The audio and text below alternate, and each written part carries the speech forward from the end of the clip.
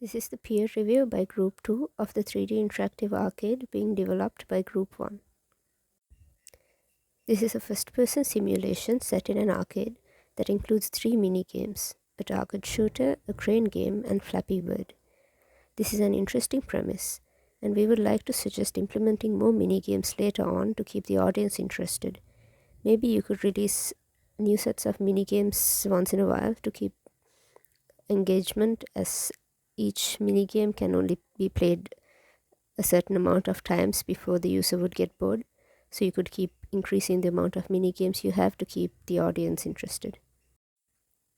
There's a lot of variation in the types of interactions offered in this game, and the mini games add an extra level of interaction to keep the user engaged.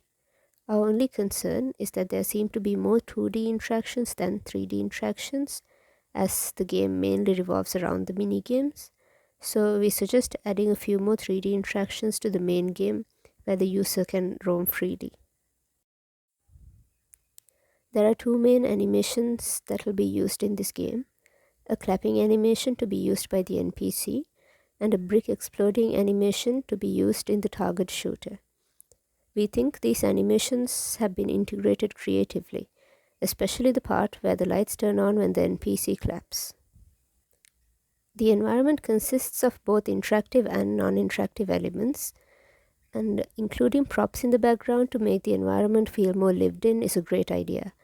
We would like to add to that idea by suggesting adding a few NPCs to the background and make it seem like they're interacting with some of the arcade machines. You could add this to one of our previous suggestions about adding more mini games later on. Like maybe you could add a few arcade machines and display a few new game names, but the user won't be able to interact with these machines, so you could use these machines to tease future releases. We went through all the sample game objects and they all look really good. We have one concern, which is that all the game objects except the NPC are Lego based, which makes the NPC seem a bit out of place in this game world.